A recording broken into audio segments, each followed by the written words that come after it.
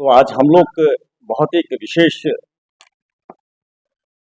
बात आपके माध्यम से हम लोग समस्त अरुणाचल को हम लोग बताने वाले हैं। तो ये क्या है करके हम थोड़ी देर में हमारा जो प्रेसिडेंट महोदय है उनको हम आग्रह करेंगे कि वे आएंगे और आपको आज की जो मुद्दा है उनके बारे में आपको विस्तार से वो बताएंगे।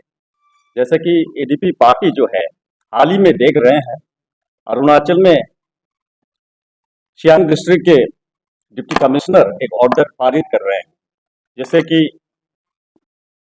बता रहे हैं कि एक लेटर जो है नंबर है SD/CR/CSR 01 2022-23 डेटेड बॉलिंग दिनांक 6/12/2024 में एक ऑर्डर पारित करते हुए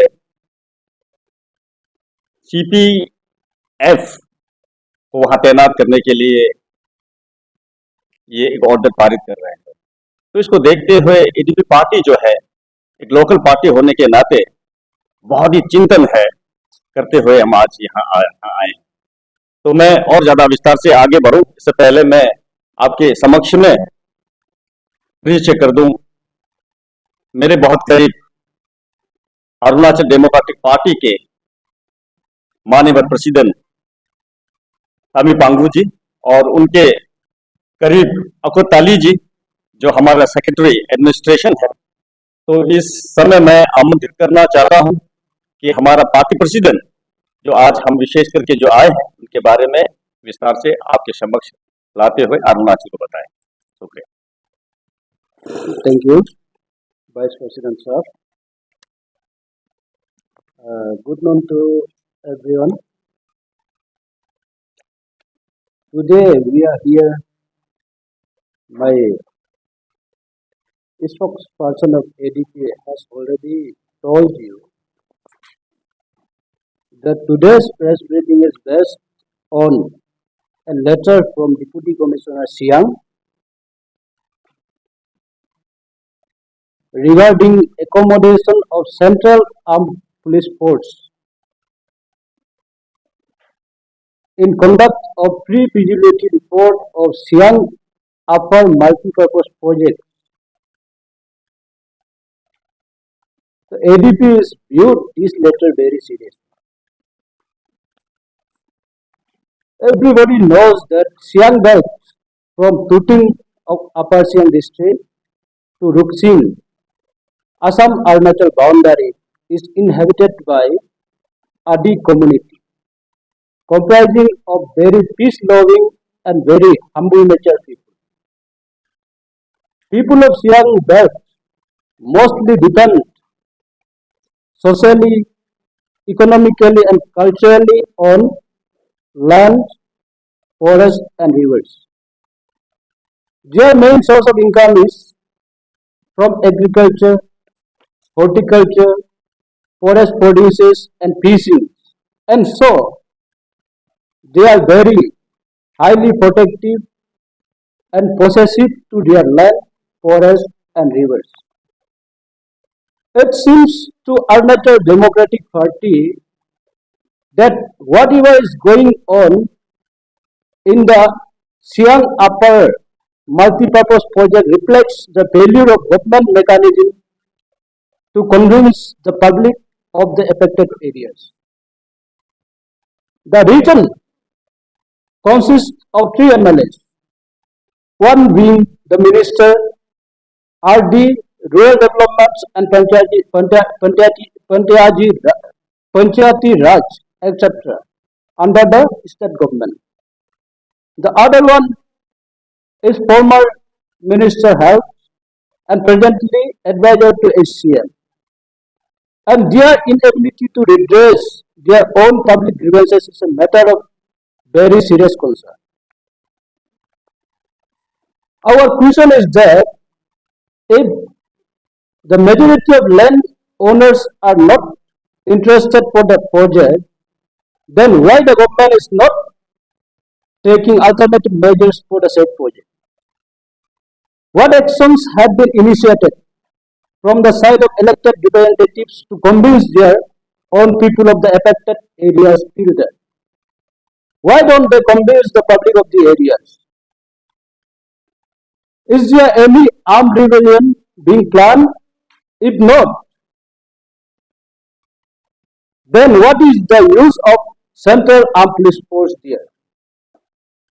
In case any untoward incidents happen with our fellow brethren, who will be the responsible one? The government, the MLS, or the concerned deputy commissioners? Arunachal Democratic Party believes that every developmental project should be eco-friendly as well as people-friendly. In a democratic country like India, forceful implementation of any project by using Central Armed Police Force is a violation of constitutional provisions of fundamental rights to its citizens. We, the Arunachal Democratic Party, term such forceful act from the side of Eastern government as anti-people. We don't want one more firing incident that happened at Tawang on May 2, 2016, where 2 people died and more than 10 persons were injured. Therefore, Arunachal Democratic Party, as a regional political party of the state, would like to address our young and dynamic, the Honorable Chief Minister of Arunachal Pradesh, not to resort to such forceful action against the will of the indigenous people of the state, and instead constitute a high-level committee including members from all political parties, the CBOs, etc., before conduct of the pre-feasibility report to assess the ground reality of the said issue so that the matter is resolved in an amicable way. तो मैं हिंदी में इसको just simple से बता देता हूँ कि आज का प्रेस ब्रीफिंग हमारा सियांग डिस्ट्रिक्ट का डीसी द्वारा एक लेटर इशू किया गया था कि सेंट्रल आर्म पुलिस फोर्सेस को रिव्यू विलेज में बताने के लिए regarding pre feasibility report of Siang upper multipurpose project. तो इसमें आप सबको हम सबको पता है कि सियांग बेल्ट जो आपका टूटिंग से लेके आपका रुकसिन असम अरुणाचल बाउंड्री तक हमारा आदि समुदाय के लोग बैठे हुए हैं। तो हमारे लोग बहुत ही शांतिपूर्वक है और ये लोग वायलेंट एक्टिविटीज पे बिलीव नहीं करता। तो हमारा सियांग बेल्ट के लोग, उन लोग का रोजी रोटी जो आप एग्रीकल्चर, हॉर्टिकल्चर और आपका वन से जितना भी आपका प्रोड्यूसर्स है रिलेटेड है फॉरेस्ट से एंड आपका फिशिंग में ही डिपेंड करता है। तो उस वजह से हमारे लोग सियांग बेल्ट के लोग अपना जमीन, अपना फॉरेस्ट और अपना नदी को लेके बहुत ही प्रोटेक्टिव है और पोसेसिव है।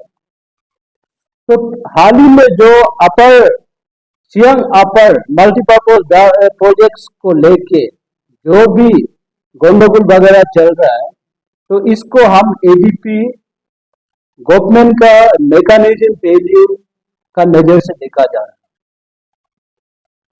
तो बल्कि हमारा एफेक्टेड एरिया से ट्री रिप्रेजेंटेटिव्स है, लोकल एमएलएस है, एक फिलहाल हाल ही में गवर्नमेंट का साथ में मिनिस्टर आरडीएम पंचायत है और एक आपका पूर्व हेल्थ मिनिस्टर थे और फिलहाल अभी सीएम हमारा सीएम का एडवाइजर है। तो उन लोग का रहते अपना पब्लिक ग्रीवेंसेस को सॉल्व क्यों नहीं कर रहा, उसको एमिकेबली रिजॉल्व क्यों नहीं कर रहा, ये हमारा एडीपी का क्वेश्चन है। तो उसमें अभी सेंट्रल आर्म पुलिस फोर्सेस बैठाया जा रहा है, तो उसका क्या रीजन, क्या वहां पे आर्म रिबेलियन होने का प्लान है क्या? या तो वहां में एक्सटर्नल फोर्सेस का इन्वॉल्वमेंट है क्या। अगर ऐसे कुछ नहीं है तो हमारा जो आदि समुदाय के लोग इतना खराब नहीं है। तो उसके लिए हम लोग को लगता है कि उसमें सेंट्रल फोर्सेस लगा के जबरदस्ती अब एक प्रोजेक्ट को इम्प्लीमेंट कराने की कोशिश करना ये उचित नहीं। तो कल को इन केस वहां में अनटूवर्ड इंसिडेंट होता है, पुलिस फोर्सेस और लोकल समुदाय के बीच कुछ झगड़ा होता है, लड़ाई होता है, उसका रेस्पॉन्सिबल कौन होगा? उसका ना स्टेट गवर्नमेंट होगा या आपका लोकल एमएलए होगा क्या, या डीसीस होगा क्या? उसका रेस्पॉन्सिबिलिटी लेने वाला क्लियर कट बताना चाहिए। तो हम Arunachal democratic party as a regional political party, हम यहाँ का इको फ्रेंडली और पीपुल फ्रेंडली डेवलपमेंट चाहता है। तो इसमें जैसे कि अब हमारा भारत डेमोक्रेटिक कंट्री है, तो इसमें अब सेंट्रल आर्म पुलिस फोर्सेस लगा के जबरदस्ती किसी प्रोजेक्ट को इम्प्लीमेंट कराना ये फंडामेंटल राइट्स का भी उल्लंघन है। तो इसको देखते हुए हम अभी जो एक्टिविटीज अपर सियांग में चल रहा है, तो उसको हम लोग एडीपी क्लियरली एंटी पीपुल का नजरिया से देखा जा रहा है गवर्नमेंट को।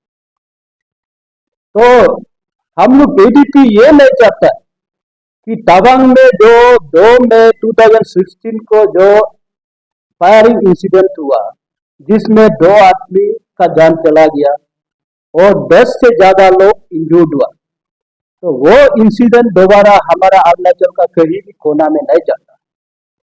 तो इसलिए हम अरुणाचल डेमोक्रेटिक पार्टी हमारा सरकार से, स्टेट राज्य सरकार से, हमारा young and dynamic chief minister Pema Khandu ji से ये आग्रह करता हूं कि फोर्सफुल एक्शन फोर्सफुली उधर वो प्रोजेक्ट को इम्प्लीमेंट कराने की कोशिश ना करे और उसका जगह में आप एक कमिटी बनाए, हाई लेवल कमिटी बनाए, उसमें आप हर पॉलिटिकल पार्टी का लोग भी मेंबर इन्वॉल्व हो और वहां का जो सीबीओ से वो भी इन्वॉल्व हो, ताकि हम एमिकेबली मैटर को शांतिपूर्वक सॉल्यूशन करें।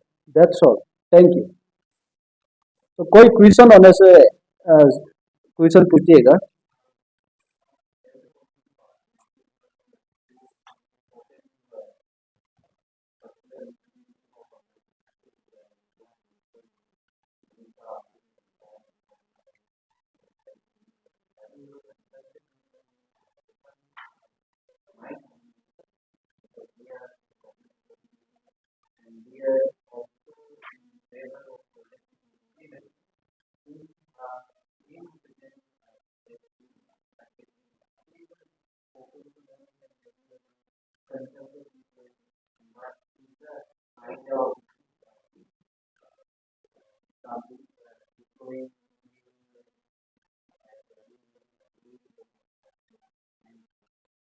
Okay, thank you sir, that's a very good question.